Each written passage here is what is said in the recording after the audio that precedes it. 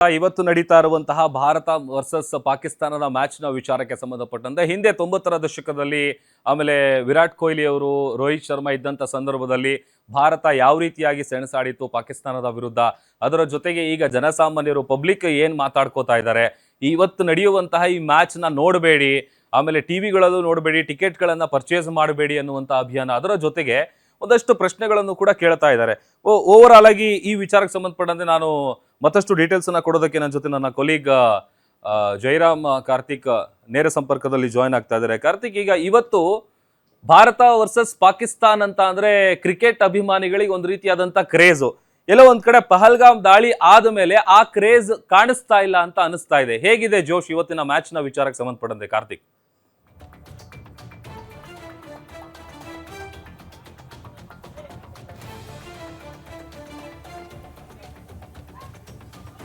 S ಪ್ರಭು, ಎರಡು ದೇಶಗಳ ನಡುವಿನ ವೈಯಕ್ತಿಕ ದ್ವೇಷವನ್ನ ಕ್ರೀಡೆಗೆ ತರೋದು ಸರಿಯಲ್ಲ ಅಂತ ಕೆಲವೊಂದಿಷ್ಟು ಜನ ಬೆಂಬಲವನ್ನ ಸೂಚಿಸುತ್ತಿಲ್ಲ, ಕೆಲವೊಂದಿಷ್ಟು ಜನ ಬಾಯ್ಕಾಟ್ಗೆ ಬೆಂಬಲವನ್ನ ಸೂಚಿಸುತ್ತಿದ್ದಾರೆ. ಇದರ ಮಧ್ಯೆ ಸಾಕಷ್ಟು ಕ್ರೀಡಾಭಿಮಾನಿಗಳು ಈಗಾಗಲೇ ಬೆಂಗಳೂರಿನಲ್ಲಿ ಈ ಒಂದು ಮ್ಯಾಚ್ ನೋಡ್ಲಿಕ್ಕೆ ಸಕಲ ಸಿದ್ಧತೆಗಳನ್ನ ಕೂಡ ನಡೆಸಿದ್ದಾರೆ. ಯಾಕಂದ್ರೆ ಪಹಲ್ಗಾಮ್ ಪ್ರತೀಕಾರದ ವೇಳೆ ಬೆಂಗಳೂರಿನ ವ್ಯಕ್ತಿಯೊಬ್ಬರು ಅಂದ್ರೆ ಮತ್ತಿಕೇರಿಯ ವ್ಯಕ್ತಿಯೊಬ್ಬರು ಸಾವನ್ನಪ್ಪಿದ್ರು. ಅದರ ಪ್ರತೀಕವಾಗಿ ಬೆಂಗಳೂರಿನಲ್ಲಿ ಕೆಲವೊಂದಿಷ್ಟು ಜನ ಪಾಕಿಸ್ತಾನ ಜೊತೆಗೆ ಆಟ ಆಡೋದು ಬೇಡ ಅಂತ ಕೆಲವೊಂದಿಷ್ಟು ಜನ ನಿರಾಕರಿಸುತ್ತಿದ್ದಾರೆ, ಕೆಲವೊಂದಿಷ್ಟು ಜನ ಬೆಂಬಲವನ್ನ ಸೂಚಿಸುತ್ತಿದ್ದಾರೆ.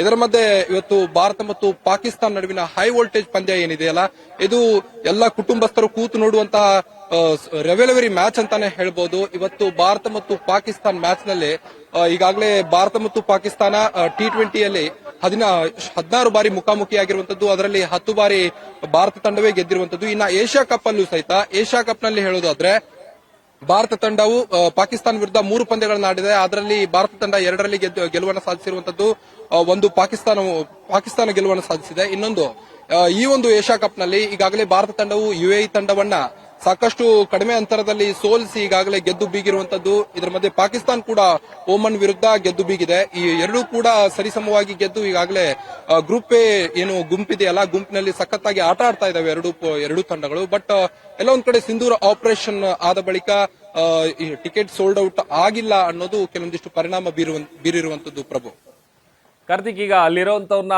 ಮಾತನಾಡಿಸ್ಬೋದಾ? ಏನ್ ಹೇಳ್ತಾರೆ ಇವತ್ತು ನಡೆಯುವಂತ ಮ್ಯಾಚ್ ಹೇಗಿದೆ, ಕ್ರೇಜ್, ಅವ್ರು ನೋಡ್ತಾರಾ ನೋಡಲ್ವಾ, ಏನ್ ಹೇಳ್ತಾರೆ?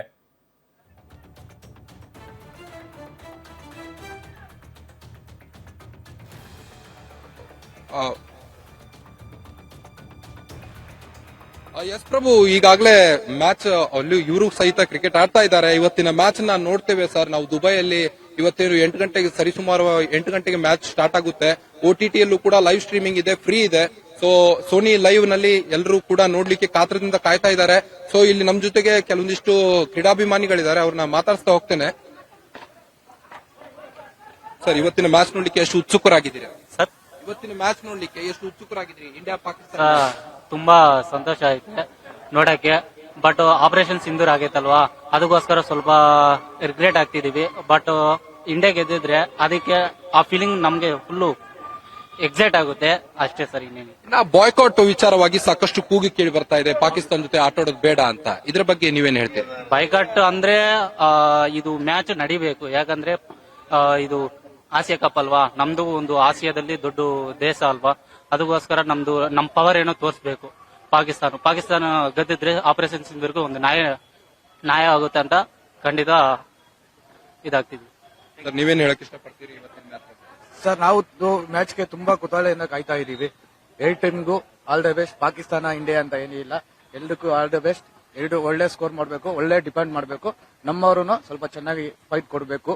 ಫಸ್ಟ್ ಟಾಸ್ ಆಗಿ ಬೌಲಿಂಗ್ ಆಯ್ಕೆ ಮಾಡಿಕೊಂಡು ಪಾಕಿಸ್ತಾನ ಒಳ್ಳೆ ಸ್ಕೋರ್ ಅಲ್ಲಿ ಕಂಟ್ರೋಲ್ ಮಾಡಿಕೊಂಡು ಇದು ಮಾಡಬೇಕು. ಇನ್ನು ಕೆಲವೊಂದಿಷ್ಟು ವೈಯಕ್ತಿಕ ದ್ವೇಷಗಳಿಂದ ಅಂದ್ರೆ ಸಿಂಧೂರ್ ಆಪರೇಷನ್ ಆಗಿರ್ಬೋದು, ಪಹಲ್ಗಾಮ್ ದಾಳಿಯಿಂದಾಗಿ ಕೆಲವೊಂದಿಷ್ಟು ಟಿಕೆಟ್ ಸೋಲ್ಡ್ ಔಟ್ ಆಗಿಲ್ಲ ಸರ್. ಅದು ಏನಂದ್ರೆ ಅದ್ ಬಿಟ್ಬಿಟ್ಟು ಕ್ರಿಕೆಟ್ಗೂ ಅದಕ್ಕೂ ಏನು ಇದಿರಲ್ಲ ಸರ್. ಇಂಡಿಯಾ ಪಾಕಿಸ್ತಾನ ಅಂದ್ಮೇಲೆ ಕ್ರಿಕೆಟ್ ಆದ್ಮೇಲೆ ಗೊತ್ತಾಗೋದು. ಎರಡು ದೇಶಗಳು ನಮ್ಮ ಮುಖಾಮುಖಿ ಆಗೋದೇ ಕ್ರಿಕೆಟ್ ಇಂದ. ಅದ್ ಬಿಟ್ರೆ ಇನ್ನು ಪಹಲ್ಗಾಮ್ ಯುದ್ಧಗಳು ಅವು ಇವು ಅಷ್ಟೇ. ಕ್ರಿಕೆಟ್ ಇಂದ ನಾವು ಪಾಕಿಸ್ತಾನ ಮೇಲೆ ಫೈಟ್ ಕೊಡಕ್ಕೆ ಇಷ್ಟ ಬೀಳ್ತೀವಿ. ಪಾಕಿಸ್ತಾನ ಮೇಲೆ ಗೆಲ್ಲಬೇಕು ಅಷ್ಟೇ ನಮ್ಮ ಖುಷಿ. ಎಸ್ ಪ್ರಭು, ಇದಾಗಿತ್ತು ಕ್ರೀಡಾಭಿಮಾನಿಗಳ ಮಾತು. ಕ್ಯಾಮರಾ ಪರ್ಸನ್ ಯುವರಾಜ್ ಜೊತೆ ನಾನು Karthik, guarantee news Bengaluru. Thank you Karthik, ನಿಮ್ಮೆಲ್ಲ ಡೀಟೇಲ್ಸ್ಗಾಗಿ ಥ್ಯಾಂಕ್ ಯು. ಎಸ್, ಇನ್ನು ಭಾರತದ ವಿಚಾರಕ್ಕೆ ಬರೋದಾದ್ರೆ ಭಾರತದ ಬಲ ಏನು ಅನ್ನುವಂಥ ಡೀಟೇಲ್ಸ್ ಅನ್ನ ನಾವು ನಿಮಗೆ ಕೊಡ್ತಾ ಹೋಗ್ತೀವಿ. ನೋಡಿ, ಭಾರತದ ಬಳಿ ಇದೆ ಬಲಿಷ್ಠ ಬ್ಯಾಟಿಂಗ್ ಲೈನ್ಅಪ್. ಸೂರ್ಯಕುಮಾರ್ ಯಾದವ್, ಹಾರ್ದಿಕ್ ಪಾಂಡ್ಯ ಎಂತಹ ದೊಡ್ಡ ಸ್ಕೋರ್ ಕೂಡ ಚೇಸ್ ಮಾಡಬಲ್ಲಂತಹ ಕೆಪಾಸಿಟಿ ಇವರಿಗಿದೆ, ಸಾಮರ್ಥ್ಯ ಇದೆ. ಅಂದ್ರೆ ದೊಡ್ಡ ಮೊತ್ತವನ್ನ ಕಲೆ ಹಾಕುವಂತಹ ಬ್ಯಾಟರ್ಗಳ ಪಡೆ ಇವತ್ತಿನ ಟೀಮ್ ಅಲ್ಲಿದೆ. ಟೀಮ್ ಲೈನ್ಅಪ್ ನ ಬಗ್ಗೆ ನಾವು ನಿಮಗೆ ಕೊಡ್ತಾ ಇರುವಂತಹ ಡೀಟೇಲ್ಸ್. ಬೌಲಿಂಗ್ ವಿಭಾಗದಲ್ಲಿ ಬೂಮ್ರಾ ಎಂಬಂತಹ ಬ್ರಹ್ಮೋಸ್, ಕುಲ್ದೀಪ್ ಯಾದವ್ ಅವರಿದ್ದಾರೆ. ಆಮೇಲೆ ಹರ್ಷದೀಪ್ ಸಿಂಗ್ ಮೇಲೆ ಕೂಡ ಒಂದಷ್ಟು ನಿರೀಕ್ಷೆಗಳಿದೆ. ನೋಡಿ, ಭಾರತದ ಬಲ ಏನು ಅಂತೇಳಿ, ಸೂರ್ಯಕುಮಾರ್ ಯಾದವ್, ಹಾರ್ದಿಕ್ ಪಾಂಡ್ಯ, ಆಮೇಲೆ ಈಗ ಒಂದು ರೋಹಿತ್ ಶರ್ಮಾ ಮತ್ತೆ ಕಿಂಗ್ ಕೊಹ್ಲಿ ಅವರು ಇಲ್ಲ ಅನ್ನುವಂಥ ವಿಚಾರ ಬಿಟ್ರೆ ಇವತ್ತಿನ ಈ ಟೀಮ್ ಲೈನಪ್ ಏನಿದೆ ಅದನ್ನ ನೋಡ್ತಾ ಇದೀವಿ. ಅಂದ್ರೆ ಎಂತ ದೊಡ್ಡ ಸ್ಕೋರ್ ಬಂದರೂ ಕೂಡ ಅದನ್ನ ಚೇಸ್ ಮಾಡಬಹುದಾದಂತಹ ಒಂದು ಕೆಪಾಸಿಟಿ ಇವತ್ತಿನ ಟೀಮ್ ಏನು ಆಗಿದೆ, ಭಾರತದ ತಂಡ ಇದೆ, ಅವರ ಬಳಿ ಇದೆ. ಆಮೇಲೆ ನಿರೀಕ್ಷೆಗಳು ಕೂಡ ಇದೆ. ಆಮೇಲೆ ಬೌಲಿಂಗ್ ವಿಭಾಗದಲ್ಲಿ ಬರೋದಾದ್ರೆ ಬೂಮ್ರಾ ಅವರು ಇದ್ದಾರೆ. ಯಾಕಂತಂದ್ರೆ ಅವ್ರ ಮೇಲೆ ಅವ್ರು ಯಾವ ರೀತಿಯಾಗಿ ಬೌಲಿಂಗ್ ಮಾಡ್ತಾರೆ, ಆಮೇಲೆ ಹೇಗೆ ವಿಕೆಟ್ಗಳನ್ನ ಕಬಳಿಸ್ತಾರೆ ಎಲ್ಲ ಕೂಡ ನಾವು ನೋಡಿದೀವಿ. ಕುಲ್ದೀಪ್ ಯಾದವ್, ಹರ್ಷದೀಪ್ ಸಿಂಗು ಇವ್ರ ಮೇಲೂ ಕೂಡ ಒಂದಷ್ಟು ನಿರೀಕ್ಷೆಗಳು ಜಾಸ್ತಿ ಇದೆ.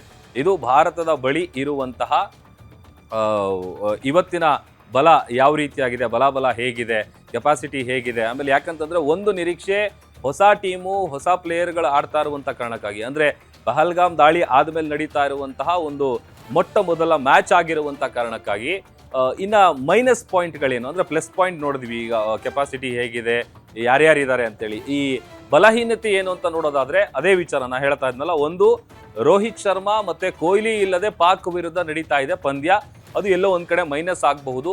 ಅತಿಯಾದ ನಿರೀಕ್ಷೆಯು ಕೂಡ ಇರುವಂತ ಕಾರಣಕ್ಕಾಗಿ ಈಗ ಒಂದಷ್ಟು ಪ್ರೆಷರ್ ಇದೆ ಟೀಮ್ ಮೇಲೆ. ಬೌಲಿಂಗ್ ವಿಭಾಗದಲ್ಲಿ ಬಲ ಸ್ವಲ್ಪ ಕಡಿಮೆ ಇದೆ. ಈಗ ಪಾಕಿಸ್ತಾನದಲ್ಲಿ ಬೌಲರ್ಗಳು ಚೆನ್ನಾಗಿ ಬೌಲಿಂಗ್ ಮಾಡ್ತಾರೆ, ಬಟ್ ಆದರೆ ನಮ್ಮ ಇಂಡಿಯಾ ವಿಚಾರಕ್ಕೆ ಬರೋದಾದ್ರೆ ಬೌಲಿಂಗ್ ವಿಭಾಗದಲ್ಲಿ ಒಂದು ಸ್ವಲ್ಪ ಶಕ್ತಿ ಕಡಿಮೆ ಇದೆ. ಬೂಮ್ರಾ ಮೇಲೆ ಹೆಚ್ಚಿನ ನಿರೀಕ್ಷೆ, ಅದರ ಜೊತೆಗೆ ಒತ್ತಡ ಕೂಡ ಇದೆ, ಪ್ರೆಷರ್ ಕೂಡ ಇದೆ. ಈಗ ಇರುವಂಥದ್ದು ಅವ್ರು ಜಾಸ್ತಿ ಬೌಲಿಂಗ್ ವಿಭಾಗದಲ್ಲಿ ಅವ್ರ ಮೇಲೆ ನಿರೀಕ್ಷೆ ಇದೆ, ಹಾಗಾಗಿ ಒತ್ತಡ ಕೂಡ ಸಹಜವಾಗಿದೆ. ಇನ್ನು ಮೊಹಮ್ಮದ್ ಸಿರಾಜು, ಶಮಿ ಕೈ ಬಿಟ್ಟಿದ್ದು ಕೂಡ ಒಂದು ರೀತಿ ನಮ್ಮ ಭಾರತ ತಂಡಕ್ಕೆ ಮೈನಸ್ ಪಾಯಿಂಟ್ ಅಂತಾನೆ ಹೇಳಬಹುದು.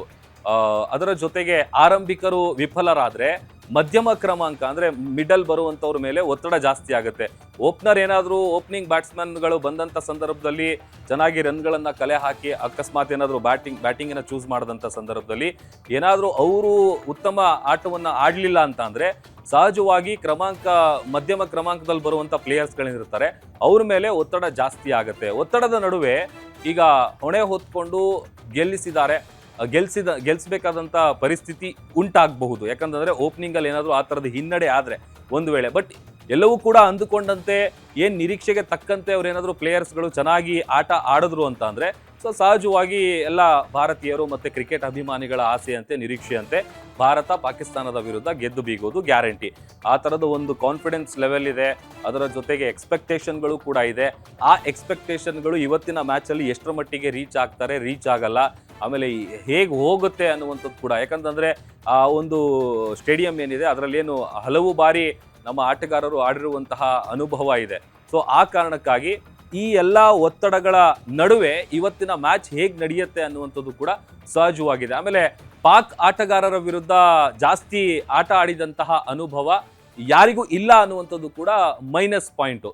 ಸೊ ಒಂದ್ ಕಡೆ ಪ್ಲಸ್ ಪಾಯಿಂಟ್ ಏನು, ಮೈನಸ್ ಪಾಯಿಂಟ್ ಏನು ಎರಡೂ ಕೂಡ ನೋಡ್ತಾ ಇದೀವಿ. ಇನ್ನು ಪಾಕಿಸ್ತಾನದ ವಿಚಾರಕ್ಕೆ ಬರೋದಾದ್ರೆ ಪಾಕಿಸ್ತಾನದ ಸ್ಟ್ರೆಂತ್ ಏನು ಅಂತ, ಪಾಕ್ ತಂಡದ ಬಲಿಷ್ಠ ಫೇಸ್ ಅಟ್ಯಾಕ್ ಬೌಲರ್ ಟೀಮ್ ಅನ್ನ ಹೊಂದಿದೆ ಪಾಕಿಸ್ತಾನ. ನಾ ಹೇಳ್ತಾ ಇದ್ದೆ, ಬೌಲರ್ಗಳು ಚೆನ್ನಾಗಿದ್ದಾರೆ.